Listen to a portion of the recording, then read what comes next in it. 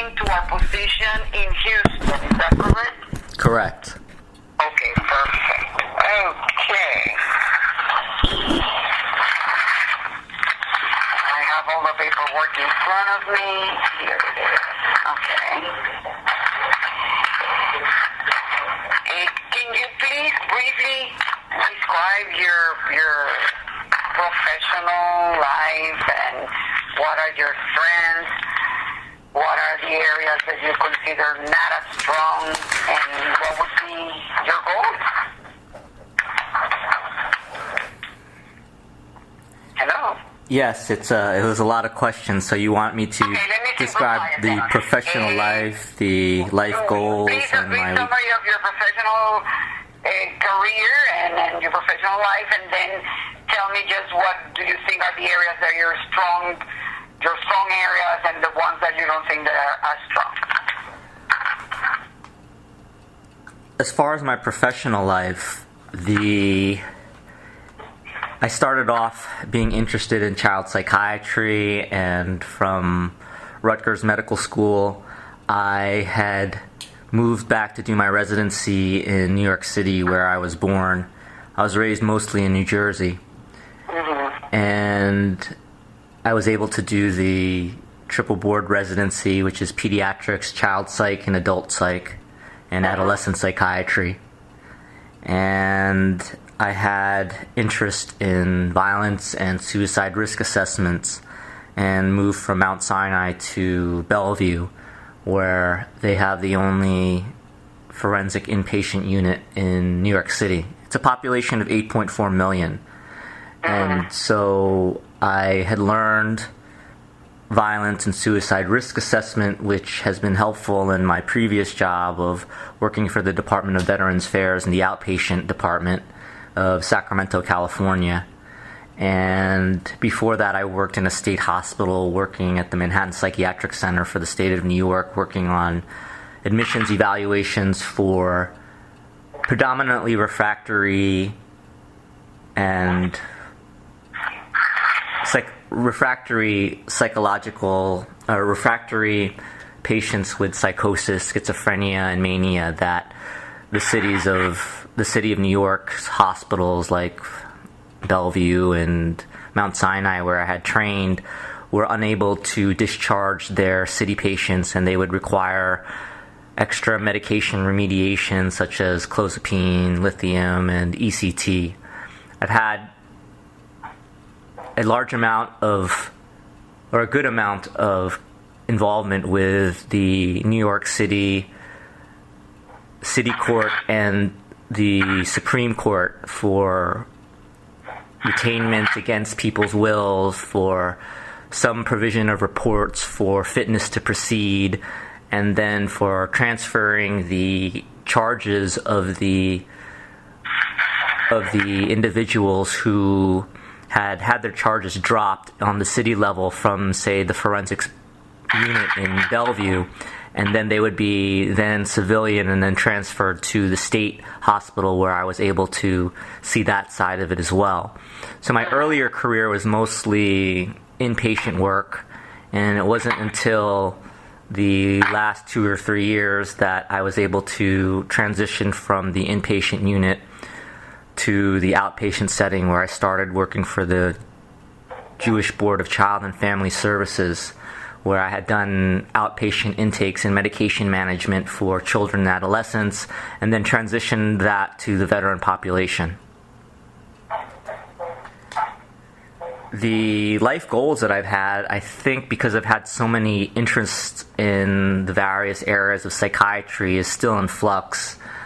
I've taken more of an approach to get as much clinical experience as I can in both the inpatient and outpatient setting, with the idea of trying to utilize all the training that I had done from 2003 to 2009 during my 6 postgraduate years. And so I've been trying to find out what my career direction would be by first exposing myself to as many opportunities to utilize the child adolescent developmental training, and then adding the large amount of psychopharmacology that I was able to use in an inpatient and outpatient setting with early, mostly low-functioning individuals from the city population to the state population, and more recently to the higher-functioning, I would say, some homeless, but mostly middle-class veteran population on a higher-functioning setting. So you said about I'm a child psychiatrist myself, and I finished my fellowship. I did my fellowship in New York, in Colombia. So I'm quite familiar with not quite familiar, but I used to be familiar with that system. But then you went and did a fellowship in forensic. Correct. Correct? Yes. Hello? Yes. Okay, so you were saying that you wanted to be exposed to all the different options in order to find out what would be the final goal in your career. Did you find it? Did you figure that out? I'm in the process of narrowing it. I think what I've realized, having done the outpatient setting, is that I can do the in and out of the outpatient medication management, and I did enjoy the patient-to-patient contact, but the excess of the mill-type scenario had me missing the connections that I could make in the inpatient setting, where I could actually have time to get to know the patients and try to provide them an entire treatment plan. So what I had missed out of all of this training so far has been the utilization of my forensics training. And in college, before I wanted to be a doctor, I received an honors in creative writing for English literature, and had decided to become a psychiatrist because I didn't think I was a good enough writer to write a novel or be a professor. But oh, Lord. As you know, in psychiatry, we are protagonists in the story of other people's lives, and I found it more meaningful to help other people. And I thought I would try to tie that writing skill that is inherent to forensics into some type of clinical setting, and that's where I thought immigration would be an ideal situation, where I would still have clinical contact, I would utilize my treatment planning skills, I would be able to maintain my clinical psychopharmacology, which I've used essentially every medication that can be used, from the standard SSRIs, depression, anxiety, PTSD. I feel like I've added that to my diagnostic regimen of treatment for psychosis and mania, which I think covers most of the areas. And having had experience in child training for stimulants, then it helped me to understand all the different areas of where inattention can be important in depression, psychosis, ADHD, mania. All these things have helped me. But what has been lacking is that college writing. I've been mired in chart work. And how do you think that this position will address that? Well, that's what I was trying to find out. Okay. I just wondering. Okay, and we will definitely. Do you understand? No, obviously you're not clear. It seems. What is the position that you're applying to, right? Well, I had a good conversation with Captain, or was it Officer Lewis, Captain Lewis, and I didn't get the name of the other individual, and she made it sound like... Lieutenant Lewis. Yes. Okay, the social worker. Yes, and there was another doctor that was there in Houston. I didn't catch her name. And it sounded like it was essentially providing some sort of care, treatment planning for the treatment team for those held in ICE immigration. Yes, it's a clinical position.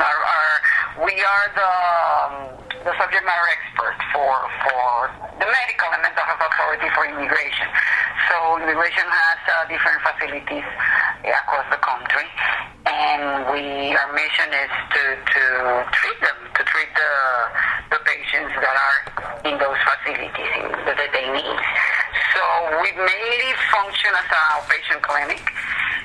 Even though since we are such a structured environment, sometimes we deal with acute cases of psychosis or suicidal ideations, but if it goes like beyond what we can deal with in the facility, then we send them out to the hospital.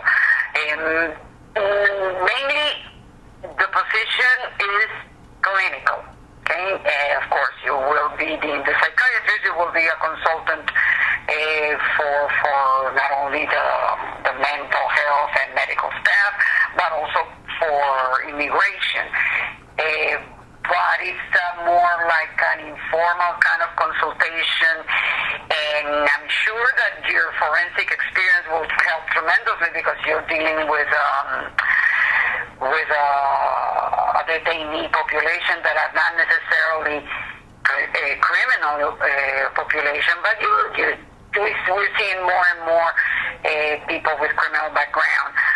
But you will not be doing forensic work per se.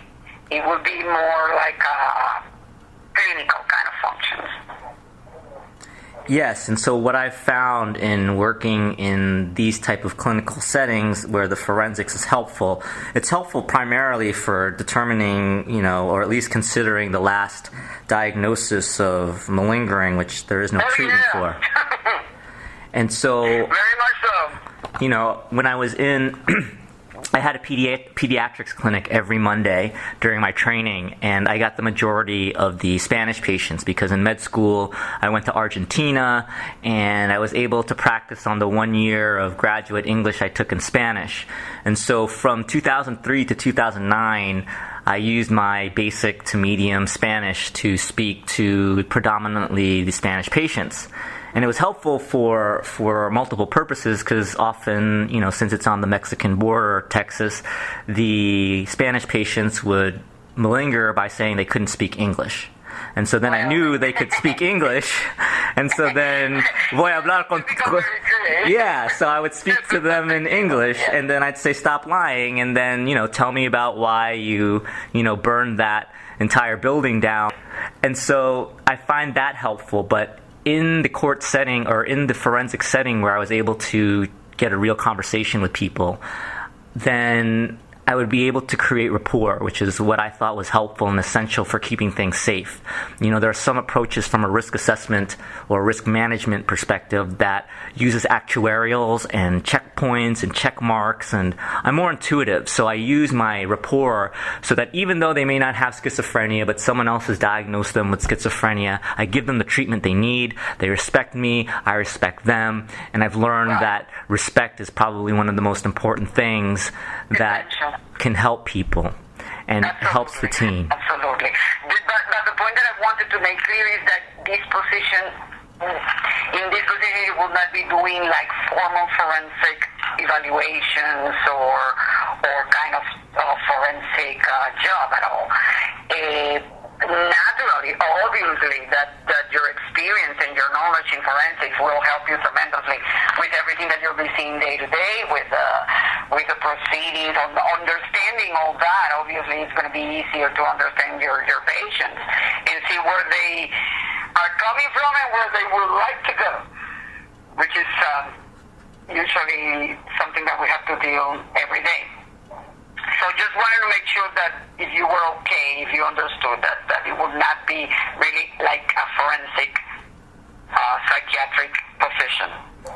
Yes, I guess I was looking at it more to the lack of things. This is my weaknesses, I think, for this position. I've worked mostly with untrained or trained killers. And so I don't have experience in sex trafficking, child sex, well, you would be with adults, so the child part is out of the question at this point. But at the border, there will be issues of drug smuggling, weapons transport, gang, La Familia kind of things. So there is an element of risk. It would not be a problem because, again, our mission is to support ERO, right? It's enforcement agency. They are the ones that deport the people. So we really make them stable to either be deported or released in the community. We really do not deal with the criminal charges or the criminal background that they might have. Of course, it's always easier now. It's always better to know, because that will tell you who the person is that you're dealing with. It's more history. That it will make assessments more accurate. But so don't see it as the fact that you were dealing with all criminal before as you mentioned, as a weakness in this program, because I'm sure that you do have everything that we need in order to treat clinically your patients. So that would not be a problem. On the contrary, it would be good for you, because you will have more. Your armamentarium will be bigger, and then you will have more skills to deal with them. And so that's where I thought it would help with the forensics eventually, since you are the subject matter experts. You know, when I was working in Bellevue and the Manhattan Psychiatric Center, I did have an opportunity to work in the courts on the side, and I thought maybe over time, if there were other cases where people might need a subject matter expert to testify in the future, of having experience with cases that have to do with immigration and immigration law, then this would be an ideal situation to complement the various types of patients that I've seen. And this being a novel setting, I would be able to at least make some commentary on a population that I've yet to be exposed to at great length. I've only had one private case of a patient who was going to be deported, and I did one report during my forensics fellowship where I had made an expert opinion on my own time. We try truly, we try very hard to avoid putting ourselves in that position of giving a professional opinion beyond the clinical picture, because again, we are there to, and the reason why I'm saying this is because our tendency is to try to help, obviously, and sometimes I have psychiatrists that would say, oh, this patient, in order to improve, and I'm giving just a random example, in order to improve their depression, they need to be released to the community, not deported. This type of thing we try to avoid. We don't take any position in regard to immigration or immigration laws. We just try very, very hard to stay within the clinical arena.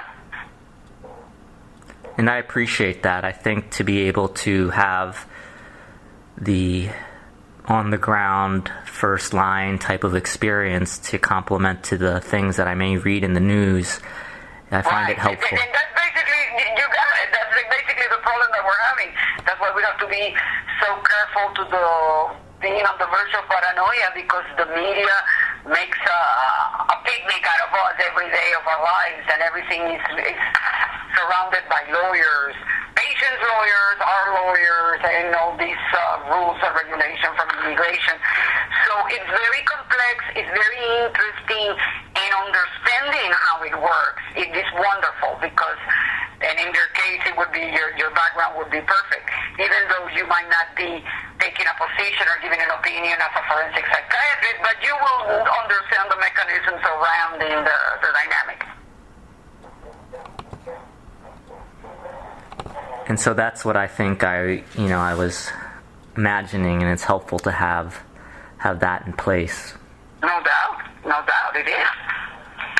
Let me ask you something. Do you have any relatives working with this agency? No. No. Is your current position a supervisory position?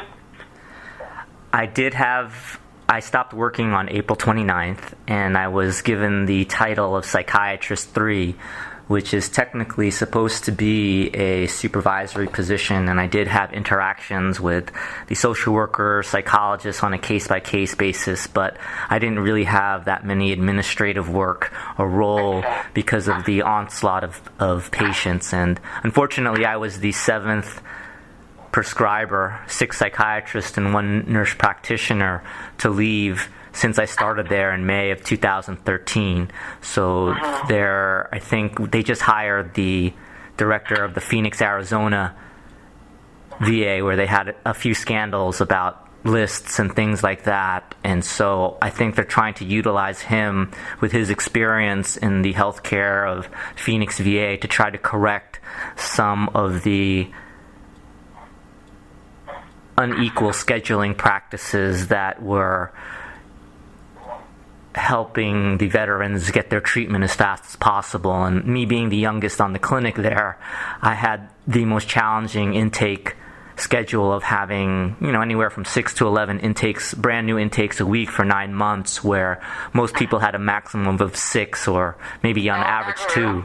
So there has been some changes there, and I did feel that many times I was in a leadership position because the clinic manager, he was only there half-time, which I think is rare for an entire VA, because he was working with the psychological operator, Colonel James Picano, in organizing all the administrative portions of the schedule. And so he, not being there half the time of the week doing administrative duties and teaching classes at UC Davis, where I was also given an assistant clinical professorship, they did come to me for the clinic emergency issues in various situations where I thought I would have to pretend I was clinic manager for a day. Yeah. You said that you stopped working in the VA on, and I'm seeing it here in your resume, on April. Do you have what is your current job now? Are you working now? No, I had such a challenging time there. I decided to take some time off and contemplate some of the questions that you have asked me, so that, having served the country on a private, city, state, and federal level, what is it that I really want to do? And so I've basically been using USA Jobs as a platform to try to find and apply to several federal jobs to see, what I would actually have interviews for, and then to make a decision based on the circumstances of what happens, and find myself in a situation that is more to what my life goals are, rather than just being in a situation where I constantly feel that I'm being placed in urgent settings to make way for the next program so that I can help clear problems of high census and wait lists. Okay. I have your information here. I don't have any more questions for you. Do you have any others for me? Any questions, concerns? Well, this is what I was trying to think. I have a tendency, I think another weakness is to feel what the patients feel, for example. And, it's not a problem to make things concise and to the point when I need to, but I do find that in the beginning, when you're getting to know a patient, it's important to plant the garden of relationship with a sufficient amount of rapport, so that later on that they can accept the changes in the amount of time and contact to create that connection with a patient where you can have something meaningful in the context of medication management. However, I did want to know if there would be enough time to pursue the interest in doing a non-clinically based forensics type of practice, where I could be familiar perhaps with the court system in some sort of way, that I'm not doing, the same thing over and over and over again, but would have some type of flexibility that would allow me to be taking advantage of, say, not being a psychiatrist 3, and then feel like I'm being the resident of the clinic, where I'm doing all the social work, the psychological testing, the medication management, and then they send me all the young combat veterans from OEF, OIF, who haven't had any medical clearance, and they would utilize my pediatrics training so I could do the entire chart review and lab review. That will not be the case in this position. What we expect is full-time psychiatrist, full-time being 40 hours per week. That will be mainly involved in medication management, but also in diagnostic and interview interviews and assessments, and of course you will be part of a multidisciplinary team. I would not expect the psychiatrist of the clinic that is supposed to be seeing everybody that needs medication to be doing, social workers, as you mentioned, social workers' functions. But it's a team effort, obviously, but I would not. I think that we have in this agency delineated roles and responsibility for everybody. True, if there's nobody else and there comes an intake, of course you will pinch it into the intake, but that doesn't mean that we're going to be like, I don't want to use the word abusing or misusing your skills and talents in something that is not for a psychiatrist to do. And now, in terms of the flexibility, that is the part that I don't know exactly if it's possible, because, as I said, we need actually mental health, not a mental health, a psychiatric person on site for 40 hours. Now, I don't know if in your own time after those 40 hours you want to do whatever, that is wonderful, but within the job, I don't think that we have that flexibility now. And what is the hierarchy of the leadership coming from the clinical position as far as, if there were questions regarding, what was going on and the chain of command? Because there is an involvement of the military directly with the AROS and the ICE, and how does the psychiatrist navigate situations that may be more complex than, say... What do you mean the military? I missed that one. What do you mean? There is the police protection or the military service that is maintaining the asylum environment. Is that correct? No, but you will not be dealing with any of that. As I said, you will be like in a clinic within a detention center. You will, yes, deal with immigration officers, the deportation officers, but it's not like a military kind of hierarchy. Your chain of command, the immediate supervisor would be, for mainly administrative things, would be what we call the HSA, which is Health Administrator, at the site. In terms of clinical, basically it would be me. And I'm here at headquarters in Washington. But if there's any, of course, you can consult with me or talk to me anytime you wish. And the same thing with any of your colleagues in the field. But that's mainly your chain of command. There's also a CD that will be supervising your day-to-day clinical interventions, but the majority of times, since they are primary care physicians and we are psychiatrists, they don't interfere with what we do. There's not it's more like a collegial kind of relationship than a real supervisory one. Okay, great. And how would you like to proceed from here? Okay, let me tell you how we would proceed. I will finish the interview. I didn't ask you, if you would be chosen for this position, how soon would you be able to start? How soon would you need someone to start? Yesterday. I'm living in an apartment now. I guess the amount of time it takes to move out of the apartment and to finish the other interviews that I have during this time. Okay, and that would be what? What time frame, more or less? Well, I've done kind of a shotgun approach, and I don't want to say there's too long or too little. And it depends on what you need. A month, 2 months, 3 months, I don't know, depending on what you think is a feasible amount of time. Let's put it this way. I have interviewed with some other DC positions, and they've told me that they are going to get back to me and that they are considering other people during this time, and they've left me in limbo rather recently. And so they didn't give me a time frame, and I don't think they are in as much of a rush or as yesterday.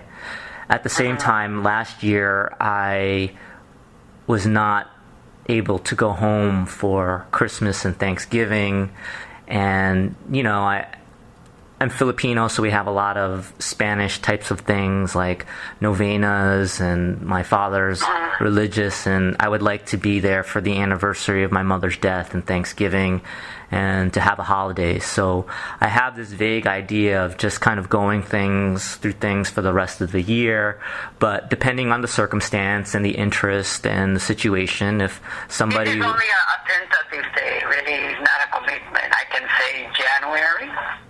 Yes. It's nothing. It's not that I'm trying to pin out and you just need to give me your word. No. It's only a question of the questionnaire for interviews. Don't worry. I can say January, no stress. Yeah, let's say that. I don't have a timetable. My father really cares about me, and I think based on what happened to all the prescribers in the sixth worst hospital of the VA system, that he and I are interested in finding a good match. That's all. That is wonderful. I think should be everybody's goal. So again, the question is just a routine question that I have to ask everybody, but doesn't.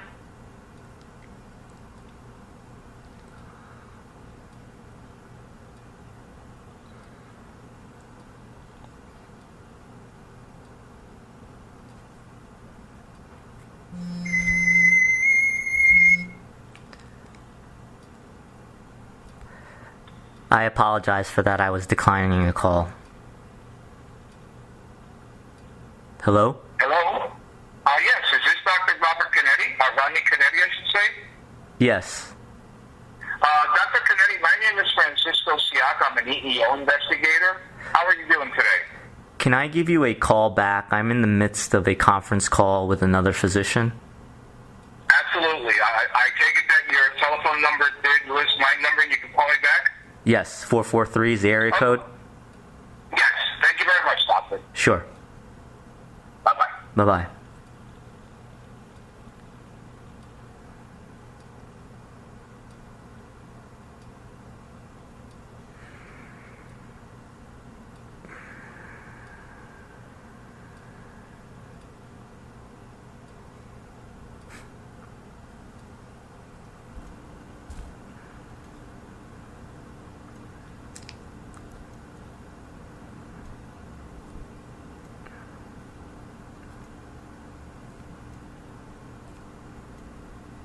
Hello, Dr. Canetti. This is Dr. Gonzalez again.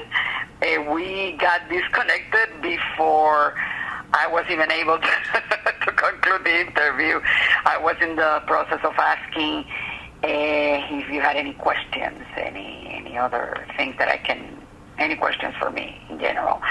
So if not, then the process is I will give the paperwork to the HR department, and somebody will call you from that department and tell you what would be the following steps. If you want, you can give a call to Ms. Johnson, my administrative assistant, and we can coordinate. I don't know, she can transfer your call to me or coordinate anything that you might need from me, any other appointment. So just let me know or let her know if you want us to schedule something further. Thank you. Bye.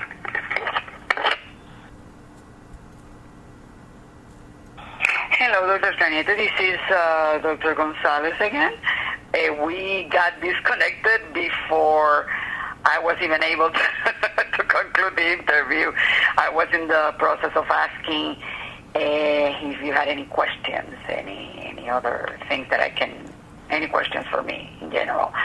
So if not, then the process is I will give the paperwork to the HR department, and somebody will call you from that department and tell you what would be the following steps. If you want, you can give a call to Ms. Johnson, my administrative assistant, and we can coordinate. I don't know, she can transfer your call to me or coordinate anything that you might need from me, any other appointment. So just let me know or let her know if you want us to schedule something further. Thank you. Bye.